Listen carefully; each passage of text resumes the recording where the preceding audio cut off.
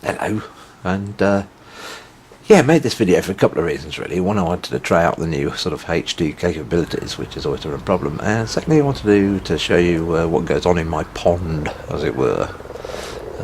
This year I've had quite a lot of spawning, as you can see, from these amazing creatures that have appeared in my pond. Now this is a suburban area, and all these are sort of towny frogs, if you like, and common frogs. And as you see, they come along once a year for about a week. They do this spawning. Now 11 years ago when I built this pond, there was about sort of 11 of them actually, and now you can see them in great numbers. There's about 200 now that come along for this spawning. And the interesting thing is, when you start looking at these frogs, and especially when you film them like this and get a chance to look at them close up in large numbers, you start to see the differences between them. No two of these frogs are actually identical. They're all a little bit different. And the red ones that you see here, this is a red one, these are actually quite rare. Out of the 200 there's only 2 or 3 of these. So red ones aren't doing so well really.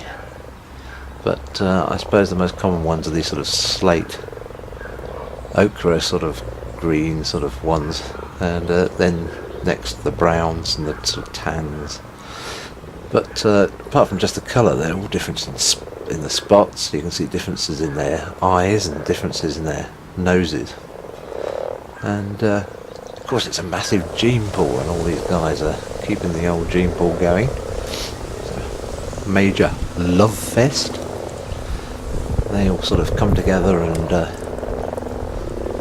sort of wallow in their own sexual juices. Ooh, anyway, this particular picture, this was taken on sort of boom across the pond on top of a tripod. Nearly dropped the camera in actually. Oh, David Attenborough, eat your heart out, eh? But have a look at these frogs, and have a look at as we look at them, we can see every single one is a little bit different. There you go, he's coming in the picture. If it's just the spots, it can be underneath the chins, and some are doing better than others. There's about 200 of them now. Doing very well. I could actually do with cleaning this pond out, I must admit. If I leave this duckweed in, it does sort of cut out the sunlight, and the algae won't grow for food for the tadpoles. But, I thought I'd like to just show it to you anyway.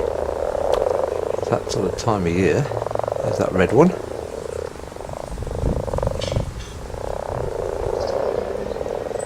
About to do its croaking. And the interesting thing, it's a bit of a goggle-eyed chap, this one, the one that's about to do the old croak. There you go. Look at the one that comes up. You can probably pause it and go back, but much narrower nose and not so goggly-eyed. Here they are, all sitting in this pool of sexual lust. Of course, the great thing is, this time of year they don't take too much notice of me, even though I had to sort of put the camera on from a distance and leave it to film itself. There you go. There you go. Spawn again. Take care.